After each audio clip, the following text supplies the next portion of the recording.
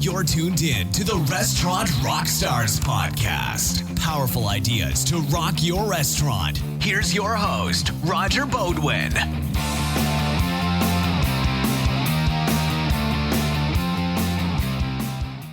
Hey guys, welcome back to the podcast.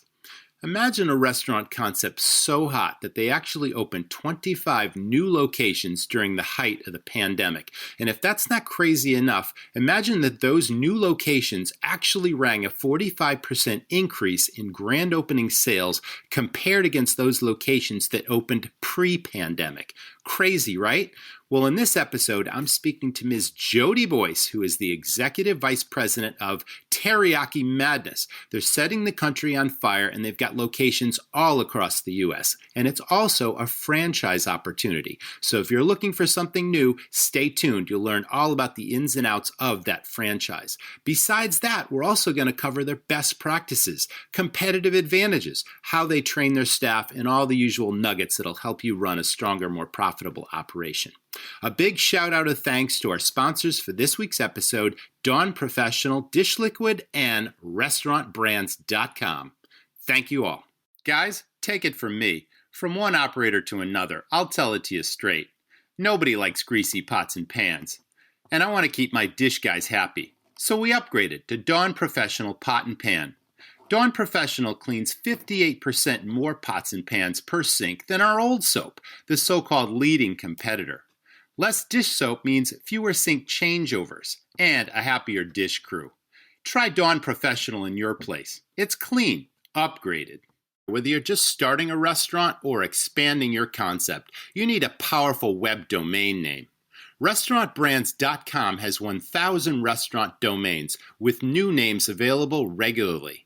All these are .com domains, which are, of course, the dominant extension that your customers assume and expect. You don't want to lose traffic to your site or business with a non.com extension. RestaurantBrands.com, you can get a relevant domain for just about any type of restaurant or cuisine, even those trending huge right now for curbside, takeout, delivery, touchless, contactless, and even ghost kitchens. With 24-hour customer support and easy pay options, including pay over time as a lease to own. You can even stop at any time if you're not 100% satisfied. Go to www.restaurantbrands.com today for your exclusive 25% off deal. Just use the coupon code Restaurant Rockstars at checkout. That's just one word, Restaurant Rockstars, to get the URL that truly fits your business and builds your brand. Welcome back, everyone. This is the Restaurant Rockstars podcast, and these are engaging topics that help restaurants rock their profits, build their brands, deliver amazing guest service experiences, and discover new franchise opportunities, the subject of today's podcast. With me today, Jodi Boyce, who is the Executive Vice President of a really hot, on-fire concept called Teriyaki Madness. Welcome to the show, Jodi. Thanks for having me. I love talking shop with operators, and especially those that are really innovative concepts. You know, this one, we're going to get into all the nuts and bolts of what makes Teriyaki Madness really red hot right now. But before we do, as my audience knows, we always start with the backstory of my guest. And I understand you've got quite an extensive hospitality restaurant background. So take us from the start right up to present day. What have you done? All right. So I grew up in California. We're going way back. And I went to school here in Colorado in Boulder.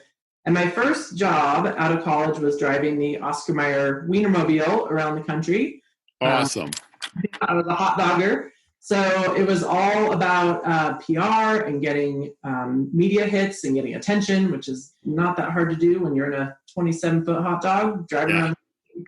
But that really launched my career into the restaurant industry. And so when I came back, I decided to live in Denver instead of California, and Denver just happens to be a mecca for different restaurant brands. So I was with Quiznos for many years during the height of their growth, and Baker Square and Village Inn, and I've been on the both on the agency side and the client side. So I worked with Einstein Brothers Bagels, but worked on the agency side, and so lots of experience, and absolutely loving my time at Teriyaki Madness. And when I when I came here, I basically was doing a bunch of research at Smashburger at the time and really understanding what consumers wanted. And pretty much Teriyaki Madness has it all. And so I was really excited to jump on board and get started with this brand.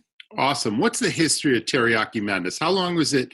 When was it launched? How long has it been? I mean, your growth is explosive. You got stores across the country and growing rapidly still. When did it all begin and who founded it? So it actually started back in 2003. It was two brothers and a cousin who were living up in Seattle, where teriyaki is on every corner. It's like Chicago hot dogs or New York pizza. And so they were moving back down to Las Vegas, where they were going to be living after school, and decided, we need teriyaki down here. So they learned the ropes from their favorite mom and pop shop up in Seattle, who told them, go start your own and never open one in Seattle. So there's actually a couple teriyaki places in Seattle. They're not tied to us, ironically, but we're all over the country now. So Eric and Alan still own their restaurants out in Las Vegas, but they decided to sell the company about 5 years ago to Michael Haith, who's our CEO, and that's why we're in Denver. So when I started about 4.5 years ago, we were very much like a startup.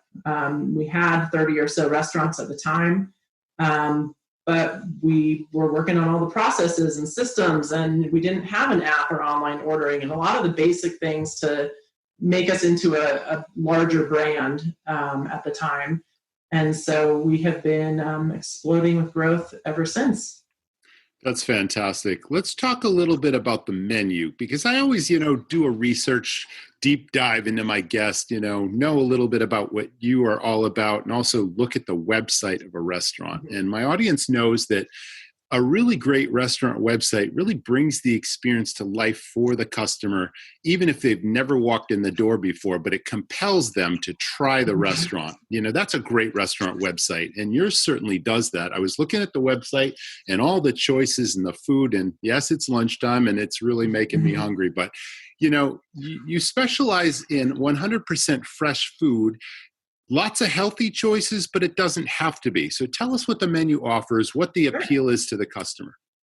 Sure. So we actually did a bunch of research in 2019, and quantitative and qualitative, and met in person with over 60 of our customers here in Denver and out in Vegas, and really got into, why do you love our food? And what it came down to is the flavor. It is addicting. It is really delicious food. And then there was a whole bunch of other things that are underneath that. We have huge portions. We serve grilled and marinated fresh chicken, beef, tofu, and salmon. And then you choose your base, whether you want white rice, brown rice, fried rice, or noodles. And then all of our bowls come with our fresh veggies. And so what we really learned is it's not only the flavor, but they love that it's fresh and it's made to order and that it's customizable. If you don't like onions, you can say no onions. And so that's a differentiator today. It's not sitting waiting to be scooped from a pan. But yeah, overall it's really good food, and it can be healthy. I mean, I can order chicken breast with all veggies and skip all the rice or noodles, or it doesn't have to be. I can go get the delicious fried rice and noodles and orange chicken. So it's a lot of what people want, and customizable is great. Then you get exactly what you want. And it's a fast casual concept. So there's no service. There's no in-house, perhaps, dining. It's always been just counter service type thing. And now with COVID, it's curbside pickup and delivery only. Tell us about that. Yeah, well, we do have dining rooms, so you can, pre-COVID, you could dine in or take out. But even before the pandemic, we were doing 70% of our business out the door anyway. So we consider ourselves fast casual in the dining room and more QSR in back of house as far as speed of service. So you get the quality of fast casual with the speed. So yes, and 70% of our orders were being either takeout or delivery prior.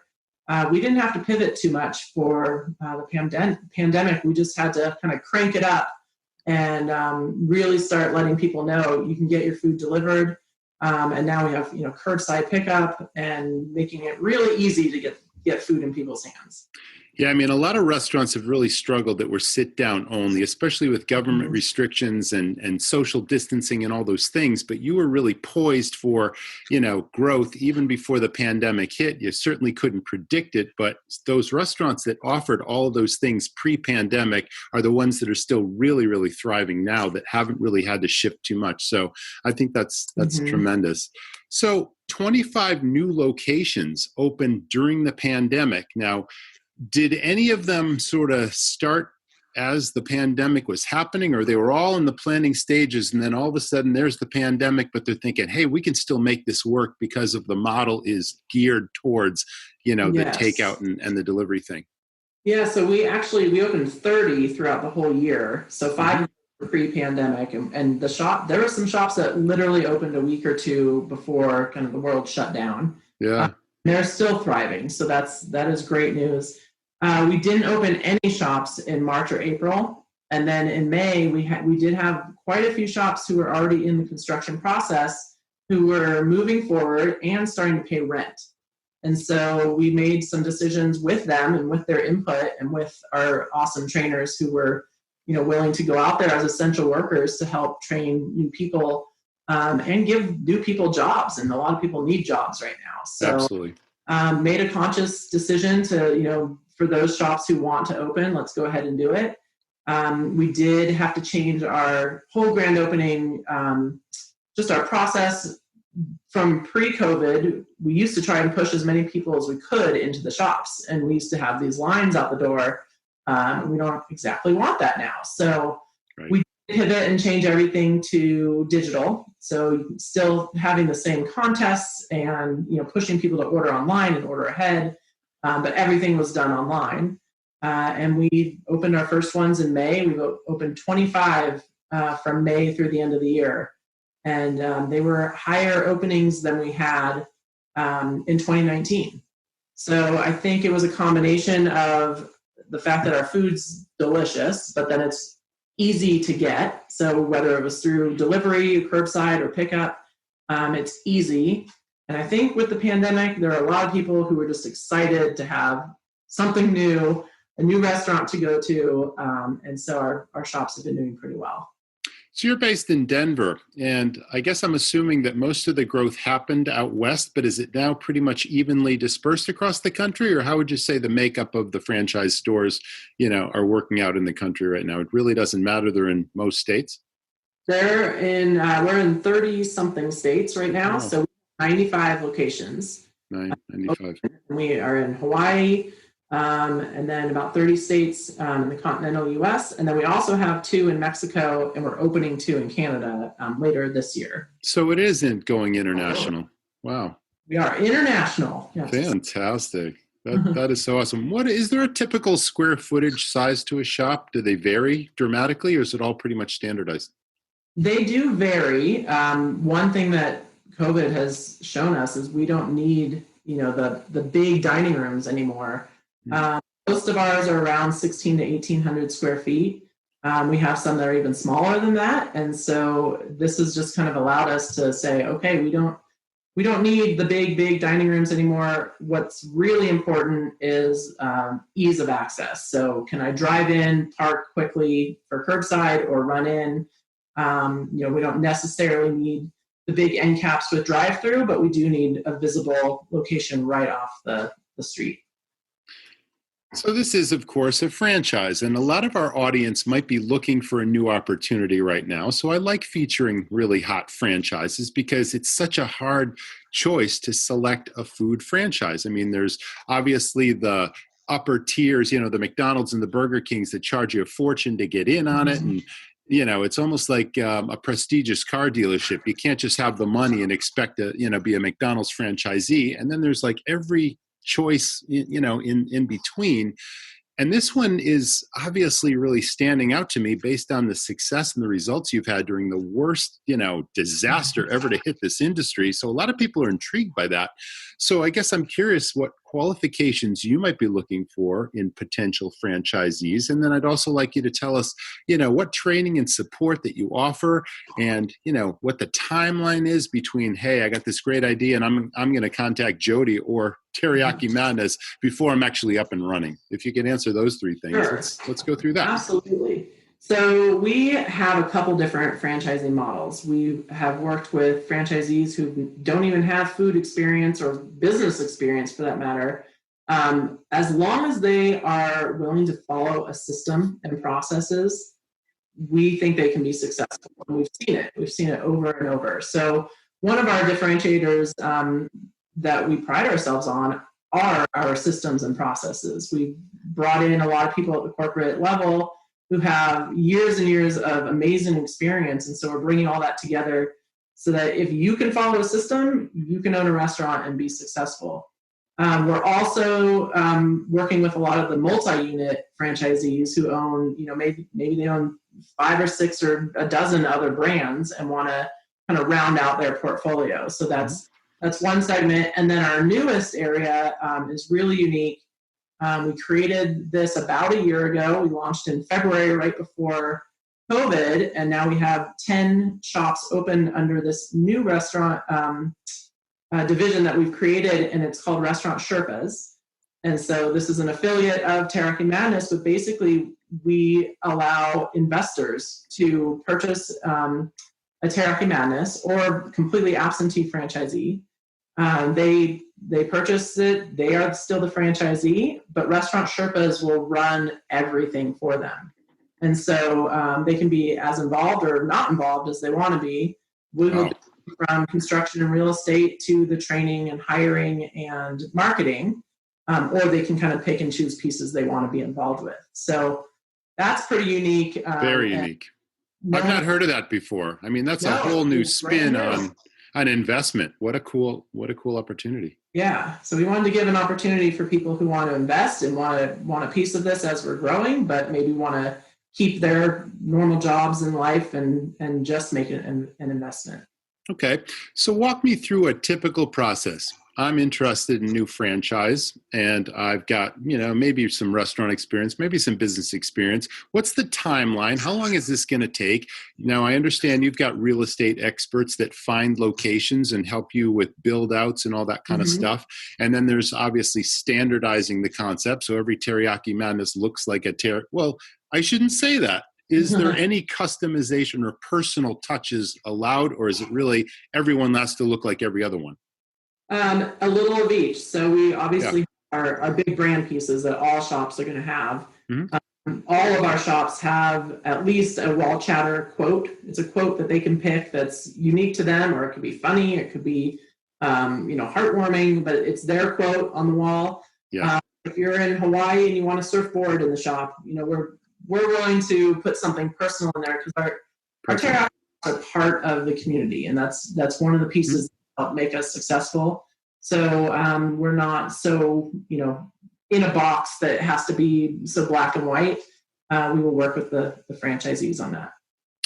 And is there a typical timeline? Would you say 3 months, 6 months before you're up and running? Is it shorter, longer? What would you say? It just depends. So one of the silver linings of the pandemic, and as upsetting as it is that there are so many restaurants that have gone out of business, the silver lining to us and to our franchisees is it's allowed us to go in and get some really great real estate and be able to flip restaurants really easily. So if we can find a second generation location that already has maybe the hood and the right some of the infrastructure in place, exactly, we can turn it pretty quickly. So we've gone anywhere from a couple months to much longer if we're finding a different real estate process, but once someone comes into our system and they kind of pass the initial reviews of making sure that they're qualified, we do have them come in either virtually right now or come into Denver, and we do Discovery Day. We spend a whole day with them going over all of our processes and systems, and it's an interview for them, interviewing us as much as it is us interviewing them. We want to make sure that we're a good match culturally. Okay, that's cool. And obviously they do a certain amount of purchasing directly through corporate to maintain consistency of product, that sort of thing? Not through corporate, but yes, we provide the vendors and the partnerships and Right. make sure we lock in on pricing. So yes, like Mhm. for our food is through Cisco, and we have uniform vendors, and we do Okay. that there are certain things that are very standard so that they're consistent, um, and others that we still allow some flexibility for local partnerships as well. Now, the menu seemed fairly elaborate. I mean, you got lots of protein choices. Obviously, you get the bases and all that sort of thing. Is there specific training in the spices and the nuances? Because the flavor profiles have to be absolutely uniform. Because if you dine in a Teriyaki Madness in Hawaii, you want it to be the same as in Denver and all that kind. I mean, that goes without saying. But I mean, you got different cooks in the kitchen. You got to maintain that consistency somehow. Is it kept simple, or do you need a certain expertise in the kitchen, and you really need to find someone with experience that, you know, Yeah. consistency? How would you answer Well, that? it depends on the position in the kitchen, but we Right. have extensive training. So our franchisees come to Denver for 2 weeks for what we call hot training, and Mhm. they do everything from cleaning the floors to making the chicken to working on the P&Ls. Gotcha. And when they open, we go out there for 10 days and train their whole staff on everything, because we do make our sauces in house, and we do have proprietary recipes that they do need to follow. So we do have a lot of training and then ongoing training. It's important, if there is employee turnover, that the new Yes. employees are trained. Right. Right. So training is a big focus for us because you're right, consistency is key. Luckily, our recipes, they're delicious, but they're also fairly forgiving. So if it's off by a little bit, we may be able to tell from a palate that's tried it many, many times, but it's Yeah. probably still really good. Fantastic. Fantastic. Now, you also offer a certain amount of marketing and PR support. Like you bring a crew to the location and throw this big grand opening splash, I understand, right? Well, we used to pre-COVID, and now we're doing Oh, it virtually, but of yeah, course. we have a whole grand opening process that is fairly black and white because we have the data to show it works. And so we have every single shop do the same grand opening process, and then we kind of layer in local pieces that might be specific to downtown Denver or Mhm. Minneapolis or somewhere specific. But yeah, we try and create a big event in the first couple weeks, knowing that people love our food, so we just need to get the food in their mouths, and once they try it, they come back on their own. Yeah, I was really astounded because there's a statistic that I think that your grand opening sales had like a 45% increase during the pandemic than those stores that opened pre-COVID, which blows me away. I mean, if I was interested in a franchise, I'd be looking at obviously the success potential, the profitability, and these are just astounding statistics, but it speaks to you're doing something right here. Like Yeah, that's yeah, amazing, it's a right? combination of doing things that we know work and Yeah. using data. We're a very data-driven organization to not just throw something on the wall and see if it sticks. We want to measure it and know that it worked. And then, a little bit of luck of us being able to thrive in the pandemic because of the technology we had already invested in compared to other restaurants who were just starting with it. Now, you've had some accolades as well, like Entrepreneur Magazine featured you, as well as Fast Casual called you, one of the movers and shakers of 2019. So that certainly helps, right? It's exciting. Yeah, it's really exciting. I am a true believer in our brand. I think it's not only what the consumer wants, and it's a great product, but we focus on profitability, and we care about our franchisees, and we have really good relationships with them. So we figure if they're profitable and successful, then we will be too. So customer service is one of the biggest things that you focus in on any restaurant. The guest service experience. You want to create what I call an amazing dining experience, not just serve food and drink. Whether the food is extraordinary or not, it's the human touch, the personal element that really brings the whole thing together. Is there specific staff training that goes along with in terms of service and in hospitality. That word gets thrown around a lot, but hospitality is super important in this business. And you need to hire the right kind of people with the right attitude that have a true desire to serve the public and make friends with the customers and bring them back again. And, really get involved in the marketing piece, the social media aspect, the online reviews, like all this is important. Is there any secret sauce that you present to your new franchisees to make sure that that happens? Because that's really putting the company's best foot forward, isn't it? It is, and that is one of the largest, I say, challenges is hiring. It's hiring and retention of the people right now, and so that's going to be a huge focus for us in 2021. Is how do you hire the right people? Because you can see the shops who are at the top of our scorecard. They've had people working for them for years, and they're able to retain them, and they appreciate them, and they become leaders, and they become shift leaders, and they recognize them. So. Awesome. We're trying to duplicate the top of the scorecard for the rest of the system. And, people involvement is probably the hardest piece of the business, but it's a huge piece of the business. Best practices, yeah. Yeah, it'll be a big focus for us. Is there an intercompany communication tool where, say, once a month, like all the franchisees tune into something and they can share stories or best, things that happened that are great or get key learnings? Like, what do you do in that area? Yeah, I mean, part of purchasing a franchise, one of the benefits is not having to recreate the wheel. So we have a weekly communication that's a newsletter that we send out to the franchisees. We always try to include some best practices, and we'll call up one of the franchisees who had a $700 catering order and ask, how did you do it? How did you get it? Share the details. And we share that with everyone.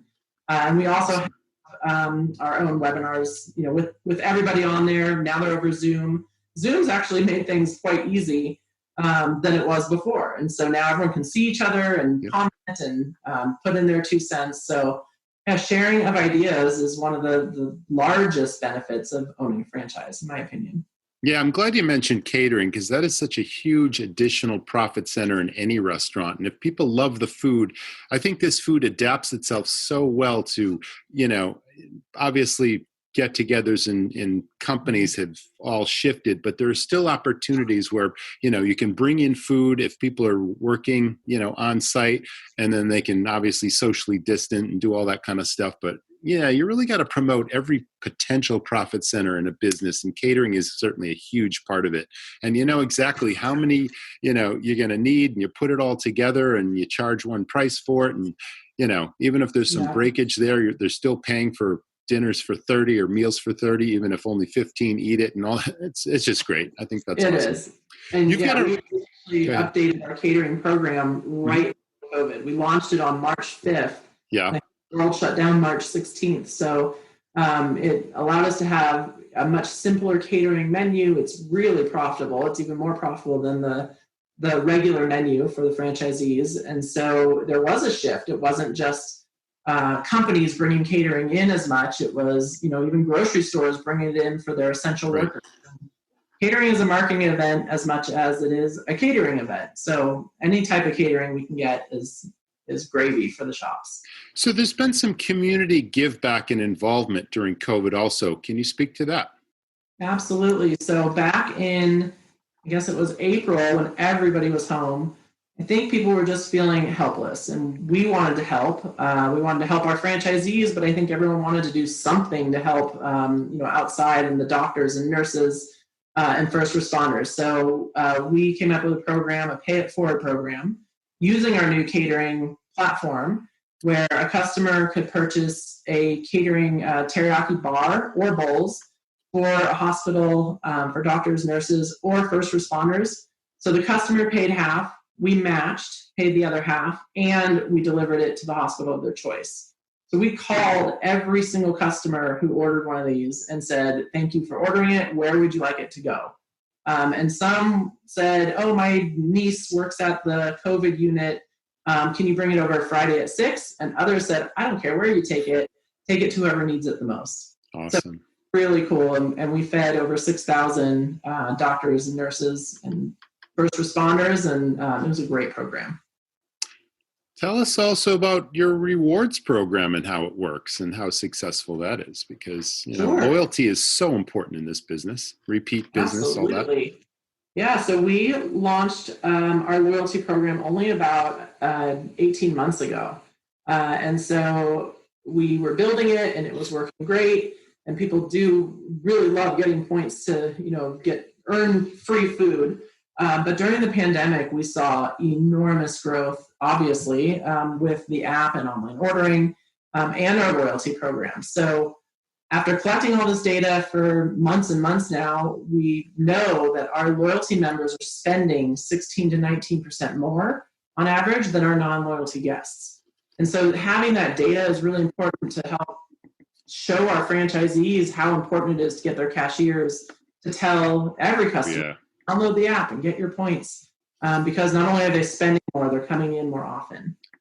So it's really important. That is so key. I mean, and that's part of the training, the staff training that's so important, to be so well versed in the menu so that if a customer asks a question, you're in a position to answer that question, make a recommendation that improves the experience, but also to increase the check average, increase the sale in a subtle, suggestive selling sort of way so that it comes across as excellent service and a knowledgeable person telling someone who may or may not know, and we know you're going to enjoy the food. This is just what I would suggest. And, there's a way to obviously increase the profitability of the store that way too. That is such a critical piece. So I'm glad you're saying that, because there are operators out there that need to hear this. I used to travel pre-COVID quite a bit. And it always astounded me, no matter what price point of the restaurant or what level of service they provided, whether it was fast casual, it was like a 5-star, really nice meal, how many people may have been trained in the menus and the nuances, but they really weren't trained in suggestive selling. And I would call them order takers. And they were leaving so much opportunity on the table when I would have had a better experience if they recognized that I was a first-time visitor, and that if they made a suggestion, chances are I was going to go for it if they brought that food and drink to life through their own experience. So it's awesome that that's part of your secret sauce as well.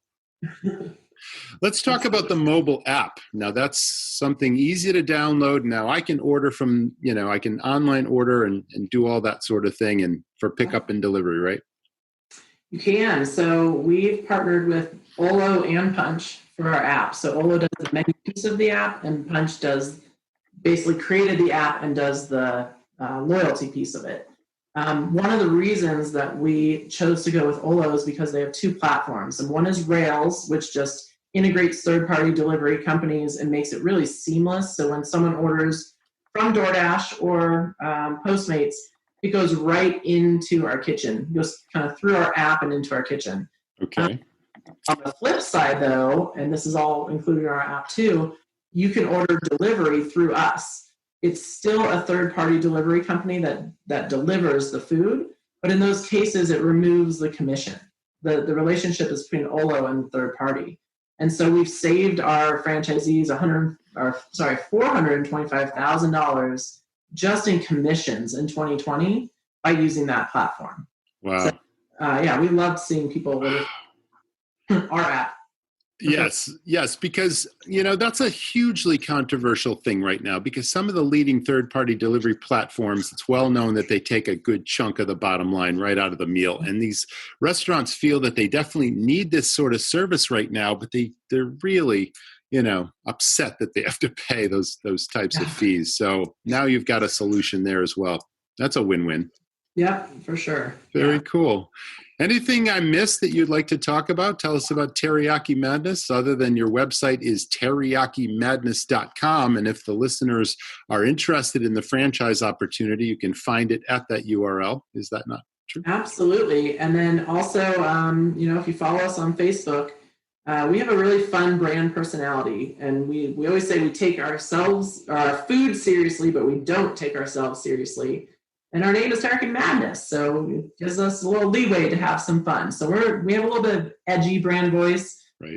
We're just trying to stand out and be memorable. So if you want a good laugh, follow our Facebook page and watch what we're posting every week. Yeah, it sounds like if it's fun for the customers, it's super fun for the staff and all the employees that work in the stores as well, and for the franchise operators. Absolutely. That's awesome. Well, Jodi, it's been my pleasure having you on the podcast. Thank you so much for joining us today. Thank you for having me. It's great. Okay, audience, that was the Restaurant Rockstars podcast. We will see you in the next episode. Thanks for tuning in. Guys, I can't thank you enough for all the great feedback you've been sending our way. We know you're loving the podcast. It's relevant information that's really helping you run a stronger, more profitable restaurant operation, and that is really our goal. I also want to let you know, why not reach out to me, Roger, R-O-G-E-R, at restaurantrockstars.com. I love talking shop with operators, and I'm happy to talk to you for 30 minutes about any challenges or pain points that you're having. No obligation, of course, but it's really fun for me, and it's another opportunity to give back. I just got off the phone a day or so ago with two really great people, James and Emma, opening a new restaurant on the island of Mallorca in Spain. And we chatted all about their concept, their ideas, their plans. They asked lots of questions. And again, I was able to share a lot of my 2 decades of experience to help them open that restaurant. It's tons of fun for me. So again, reach out to me, Roger at restaurantrockstars.com, if you'd like to chat. I'd like to give a big shout out of thanks again to our sponsors of this week's episode, restaurantbrands.com and Dawn Professional Dish Liquid. I'd also like to tell you about an upcoming virtual restaurant show that I'm putting on again with my good friend Jamie Oikel of runningrestaurants.com. It's called the Optimism and Opportunity Virtual Restaurant Conference. It's coming up early in April, so keep an eye on your inbox. It's sponsored by Performance Food Service, by Handguards, and Butterball. You've heard those names before. So thanks again for everyone, and we look forward to seeing you in the next episode. Thank you. Thanks for listening to the Restaurant Rockstars podcast. For lots of great resources, head over to restaurantrockstars.com. See you next time.